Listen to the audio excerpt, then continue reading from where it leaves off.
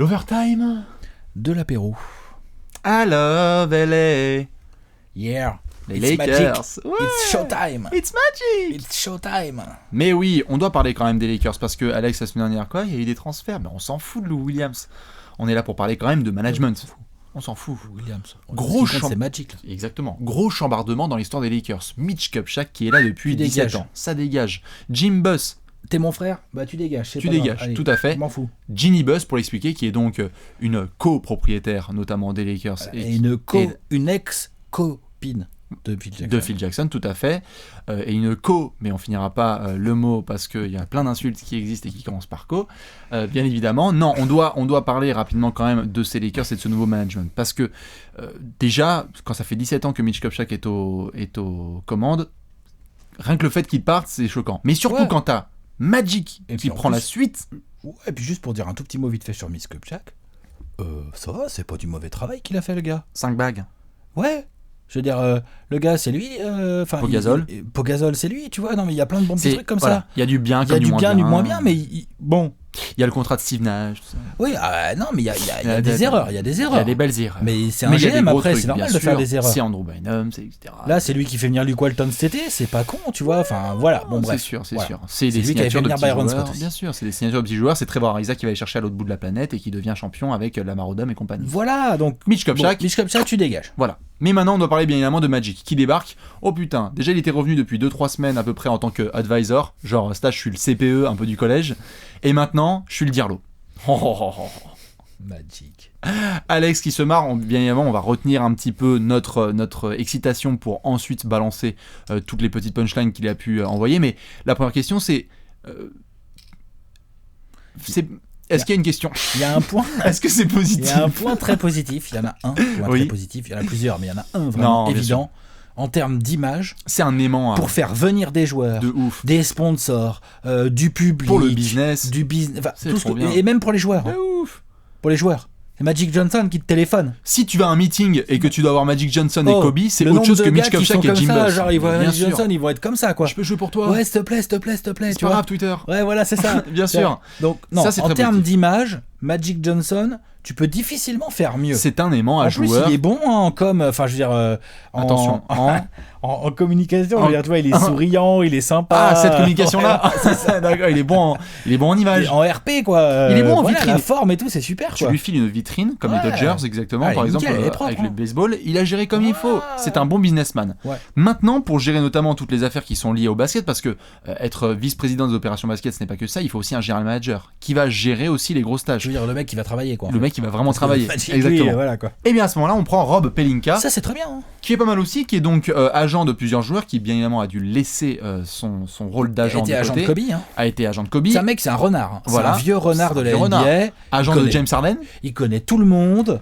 Il connaît tout le monde, tu vois, tous les GM, il les connaît, il connaît beaucoup de joueurs, il connaît tous les autres agents, enfin. À partir du moment pour recruter, c'est très pratique. À partir du moment où il est devenu agent de Kobe pendant ses affaires de viol, tu sais que le mec, il est prêt à mettre ses mains dans la merde. C'est quand même un agent, le mec, il a pas peur de la crasse. Non. Donc ça peut être pas mal. C'est sûr. Maintenant, ce sont deux rookies. Magic n'a pas été Pelinka, manager. c'est un faux rookie. C'est un rookie. Dans le sens où il est agent depuis GM, tellement. c'est pas agent. Oui, mais il est agent depuis tellement longtemps qu'il connaît forcément un peu le boulot de GM. Oui, faut mais pas exagérer quand même. Tu connais un petit peu, mais il y a rien de. C'est comme si tu disais, je connais les bagnoles et je sais conduire. Non, mais c'est comme Steve Kerr, c'était un faux coach rookie, tu vois. C'est des mecs qui connaissent tellement bien le truc. Enfin, Steve Kerr a été. Enfin bon, bref, c'est un autre sujet, mais Steve Kerr a quand même été GM déjà. Oui, mais il était pas coach, quoi. C'est ça que je veux dire. Ok. C'est ça que je veux dire. Tu vois, ils étaient pas loin de la fonction. Il a été joueur. Donc c'est ce que j'appelle des faux rookies, dans le sens où ils ont jamais exercé la fonction. Ok. Mais je te laisse ça. Tu vois, ils la connaissent, ils l'ont observée depuis longtemps. Voilà maintenant, ce qu'on est obligé bien évidemment de mentionner, parce que c'est l'heure de la minute gogol, c'est bien évidemment ce côté what the fuck Magic qu'on connaît sur Twitter, qui balance un peu n'importe quoi. Alors Magic, autant le joueur était fabuleux, mais alors le scout, enfin le recruteur, le scout, comment il voit les joueurs, même sa vision du basket. Sa vision du basket. Allez, vas-y Alex, balance-en un. On a retenu quelques tweets. Genre là, récemment, quand il a dit que si Brandon Knight devait arriver là à cette draft, il faudrait le drafter en numéro 1. En 2013, tout à fait. Voilà. C'était pas mal. Il y avait celle-là. Hein. Pas mal, ça. Ouais, tout à fait. Il y a eu quelques petites perles qui nous a envoyé, bien évidemment. Il a aussi dit que si LeBron James était agent libre, il fallait contacter son agent. Oui. Hein, je veux dire, 2 et 2 font 4. Il a dit que Michael Carter... Non, pas... Si, Michael Carter Williams, c'est le nouveau Jason Kidd. Oui, voilà, c'est ça. Ça, c'est pas mal. Hein. Alors qu'en fait, c'est juste le nouveau Michael Carter Williams. En fait, voilà, c'est ça, exactement. C'est un peu compliqué. Ouais. Et puis, il a dit aussi que la seule chance pour que Miami et San Antonio ne gagnent pas de titre, c'est qu'ils n'aillent pas en finale. Ouais. Ça, c'est de l'analyse fine. Hein, on y est jusqu'au analyse bout. bien fine. Voilà, donc normalement, si tu mets plus de points que l'équipe adverse, il y a moyen que tu gagnes le match. Il y a moyen que tu gagnes le match. Ça, c'est un petit peu les petites perles inquiétantes que Magic a pu envoyer à droite à gauche. Disons Maintenant, oui, voilà, parce que c'est pas rassurant. c'est pas rassurant. Parce que tu te dis, putain, le mec, il a un petit côté un peu foufou, Magic, quoi. C'est ça. Et là, déjà, on l'a vu à la trade deadline, il commence à essayer de bricoler. Qu'est-ce qu'il fait ? Il file Lou Williams Contre Corey Brewer, un tour de draft. Corey Brewer, bon, le tour de draft des Rockets. Ouais, mais le tour de draft des Rockets, quoi.